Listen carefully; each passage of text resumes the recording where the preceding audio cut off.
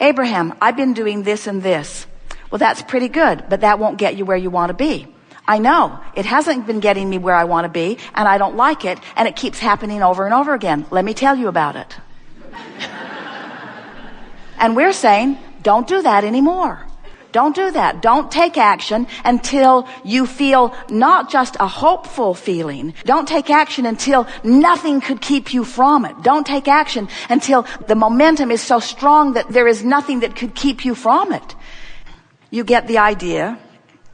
Well, I will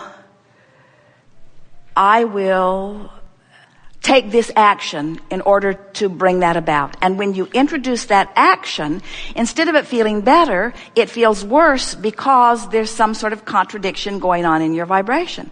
So then you say, but I don't know what to do. If I do nothing, that doesn't feel right. And if I do something, that doesn't feel right. What should I do? And we say, when it feels wrong either way, just hold tight and say to yourself, this isn't the time for an action journey. This is the time for an emotional journey. Now, that's what you think you've been doing. You said, I thought that I was doing that because then I'd get the inspiration. And so our encouragement to you is sit with the inspiration just a little while longer. Don't jump into action the moment that the idea comes. Play it out in your mind a little bit. Imagine it a little longer. Try to get into the vortex relative to other subjects and then milk it a little longer. So here's the way we would do it. We'd get into the vortex on one of those subjects that you say there are so many things going well in your life. So we'd get into the vortex. And then we'd milk being there. And then you'll find yourself feeling good. An idea will come. You'll feel the impulse to respond to it. You'll realize that the impulse came and you didn't get thrown out of the vortex. And the idea will get stronger and feel stronger until you'll feel compelled to offer that action. It won't be action trying to compensate for misalignment. It will be action inspired from alignment. And we promise you, you will know the difference. It will feel so, when Esther decided that she wanted to be with Jerry, everybody in her life said, don't do it. Everyone in her life said, don't do it. And Esther said to every single one of them, I'm doing it. Get over it. I'm doing it. I'm doing it. Nothing in this universe could stop me from this. She could feel this vortex. He had been in her vortex for such a very long time. The moment she laid eyes on him, she recognized him for who he was. She had to beat him down a little bit to make him understand, but in other words, when you have that sort of knowing, no one can talk you out of it. And until you have that kind of knowing, don't mess with it. Until you know it so strong that nothing could keep you from it, don't take the action. You can be observing something that's not so good, and maybe it's irritating you, maybe it's frightening you, maybe it's just frustration. It could be anywhere in that range of unwanted emotions, strong or not so strong. And as you focus there, you cause a vibration within you to reverberate in response to whatever it is that you're observing. You just let often that circumstance train you into a vibrational frequency. And then everything that happens to you now,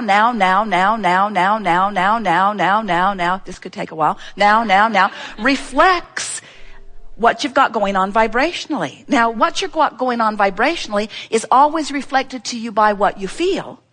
But what happens to you so often is you become accustomed to feelings that are indicators of vibration that's going to reflect back to you more stuff that you really don't want so much.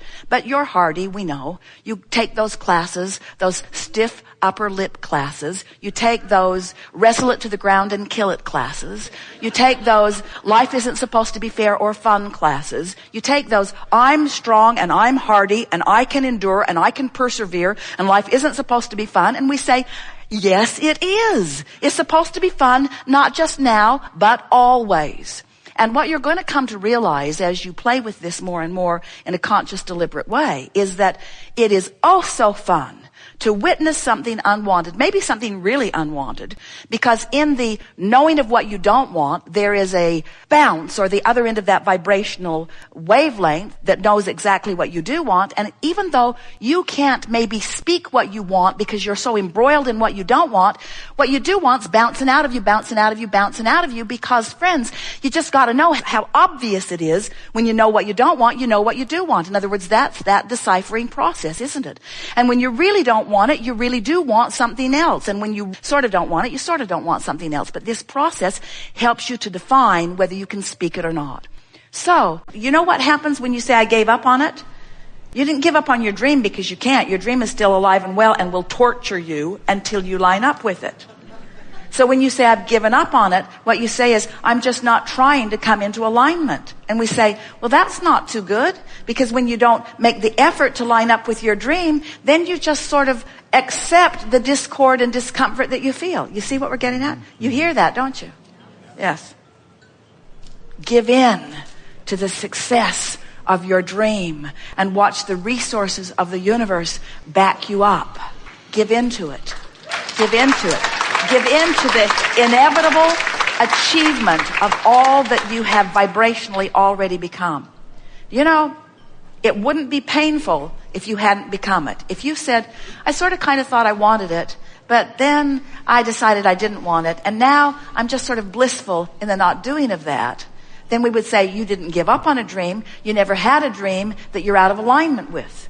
But when you say, I had this dream, and it tortured me so long that I gave it up, and I'm still tortured. You're still tortured. You say, I gave it up, but you're still tortured. You know what that torture tells us? The dream is alive and well. You're just not in the vicinity of it, you see. Mm-hmm. Because if it wasn't alive and well, and you weren't in the vicinity of it, we'd be talking about something else. We watch so many people in the building of relationships or companies or empires or life works.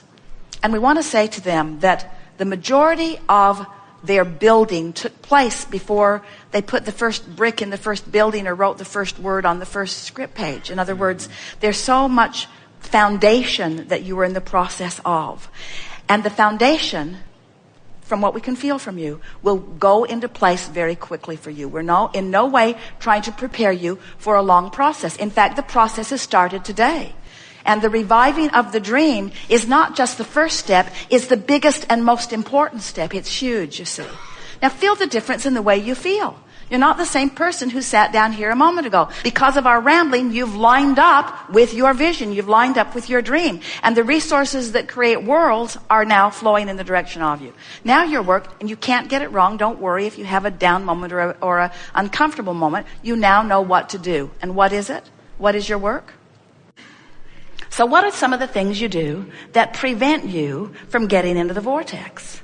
And you understand this vortex is just this high, non-resistant energy place where you rendezvous with the source. Esther's in the vortex, otherwise she could not receive Abraham with this clarity. In other words, she is up to speed with the vibration that is us, and that's why the conversation is seamless between the intent of that which we are offering and her ability to deliver it. That's in the vortex.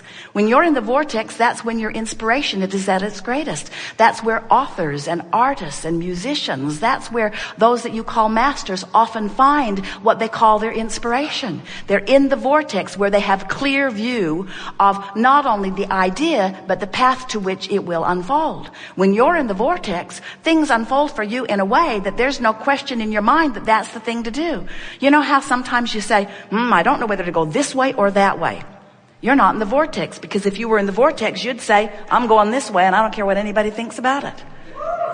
When you say, those people over there and their philosophy is really awful and their philosophy is going to bring us all down, you're not in the vortex. And it's not their philosophy that's bringing you down. It's you not being in the vortex that's not bringing you up. No one can bring you down, but your standards of how up you really are keep changing. And if you don't stay up to speed with who you are, you don't feel good.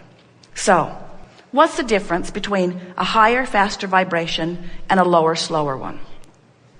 Higher, faster feels better. It's what joy and love are. Lower, slower feels worse. It's what depression is. It's what despair and fear are. Higher, faster has less resistance. Lower, slower has more resistance.